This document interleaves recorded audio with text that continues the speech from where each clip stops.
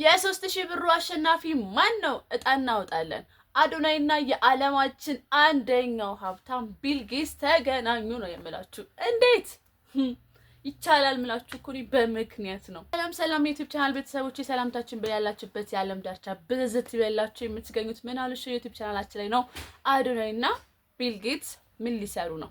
አብረን እንመለከታለን በዛሬው ቪዲዮአችን ላይ።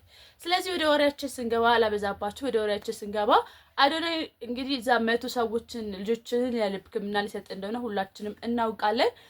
እዛ ሄዶ ከዋናው ከቢል ጌትስ ፋውንዴሽን ጋር ተገናኝቶ እነሱ 25 ህጻናትን እንደሚችሉ ነግረውታል። አስቡት፣ የቀሩ 75 ናቸው። 75ኞቹ ደግሞ የቲክታክ ማህበረሰቦች በሙሉ ጥሪ ቀርቦላቸዋል። ያ ጥሪ የሚሆነው ምንድነው? አንድ ሰው የሚችል 2 ሰው የሚችል በሙሉ እንችላለን እያሉ ምን ማድረግ ነው የሚጠበቅባቸው? መስራት ነው የሚጠበቅባቸው። ስለዚህ አዶናይ 25ቱን ከቢል ጌትስ ፋውንዴሽን ጋር አሳክቶታል። እና ግን አዶናይ ምን የሚያስተምረን ይመስላችኋል? ትዕግስትን፣ ጽናትን፣ ይቻላል ባይነትን አይደለ?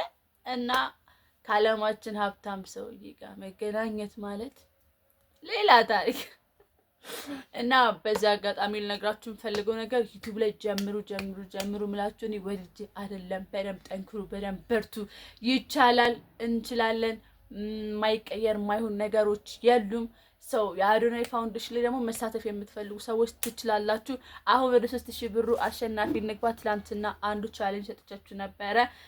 ላይክ እና ኮሜንት ማድረግ ብቻ ነው ብያችሁ ነበር። ይሄን ቪዲዮ ላይክ እና ኮሜንት ያደረገ ብቻ 3000 ብር እሸልማለሁ ብዬ ነበረ። የዛሬው አሸናፊያችን ናናቲ ቤዛ የሚል አካውንት በኢንስታግራም ላይ ኮንታክት አድርገኝ።